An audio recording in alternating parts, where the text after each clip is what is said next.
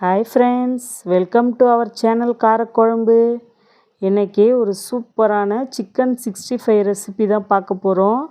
வாங்க அதுக்கு என்னென்ன மசாலா சேர்க்குறது, எப்படி செய்கிறது பார்க்கலாம். ஃபஸ்ட்டு கறியை இது போல் நல்லா சுத்தமாக கழுவி எடுத்து வச்சுக்கோங்க. தண்ணி இருக்கக்கூடாது கறியில். நல்லா புழிஞ்சு வச்சுட்டு இப்போது மசாலா சேர்க்கலாம். நான் கடையில் சிக்கன் 65 மசாலான்னு விற்கிது, அதான் வாங்கி சேர்த்துருந்தேன். 1/2 ஸ்பூன் மஞ்சள்தூள் சேர்த்துக்கலாம். 1/2 ஸ்பூன் உப்பு சேர்த்துக்கோங்க. அந்த மசாலாலே உப்பும் இருக்கும். இப்போது 2 ஸ்பூன் அளவு கார்ன்ஃப்ளவர் மாவு சேர்த்துக்கலாம். சோள மாவுன்னு சொல்லுவாங்க.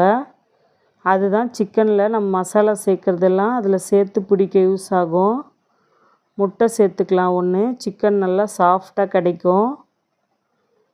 இப்போ 1 ஸ்பூன் இஞ்சி பூண்டு பேஸ்ட் சேர்த்துக்கலாம். கவுச்ச ஸ்மெல்லாம் எடுத்துரும். நல்லா இப்போது கை வச்சு நல்லா பெசரிக்கோங்க. இந்த அளவுக்கு நல்லா பெசர்னா தான் உள்ள மசாலாலாம் நல்லா சேரும். இப்போ ஒரு 1/2 சைஸ் லெமன் புழிஞ்சு விட்டுக்கலாம்.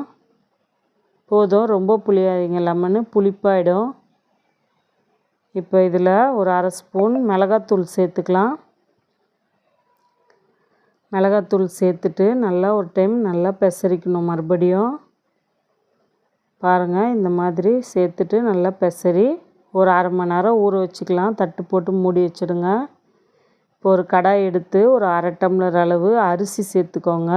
ஆமாம், அரிசி வச்சு தான் நம்ம இந்த சிக்கன் 65க்கு கோட்டிங் கொடுக்க போகிறோம். சூப்பராக இருக்கும். நல்லா பொறுன்னு இருக்கும். எவ்வளோ வேணால் சாப்பிட்டுக்கிட்டே இருக்கலாம். நம்ம வீடியோவை ஃபுல்லாக ஸ்கிப் பண்ணாமல் பாருங்கள்.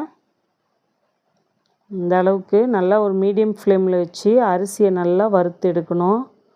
அரிசி நல்லா வறுபட்டு அப்படி இருந்தால் தான் புறன்னு இருக்கும். நல்லா கிறிஸ்பியாக இருக்கும் சிக்கன் மேலேயும் நம்ம சாப்பிடும்போது. அதுக்கு தான் உங்களுக்கு நல்லா வறுக்கிறத நல்லா நான் பொறுமையாக வீடியோவை காட்டுறேன். பாருங்கள், இந்த அளவுக்கு நல்லா வறுத்து எடுத்துக்கணும்.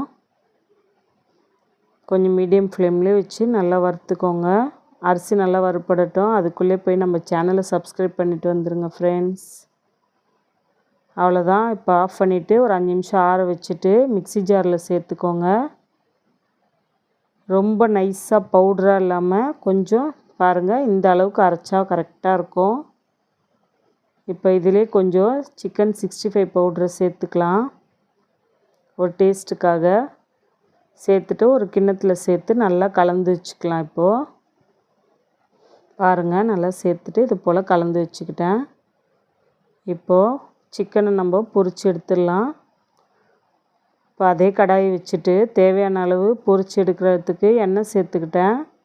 எண்ணெய் நல்லா சூடானதும் இந்த மாதிரி மாவு ஒரு பிளேட்டுக்கு மாற்றிடுங்க.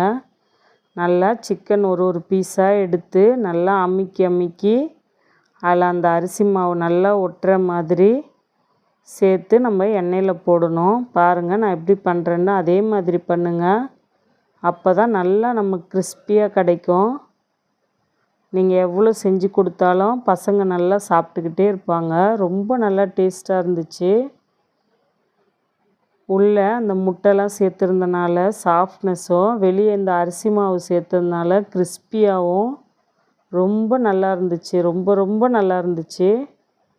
இது போல் நல்லா திருப்பி போட்டு வேக வைங்க. எப்படியோ ஒரு 7லேருந்து 8 நிமிஷம் சிக்கன் கண்டிப்பாக வேகணும்.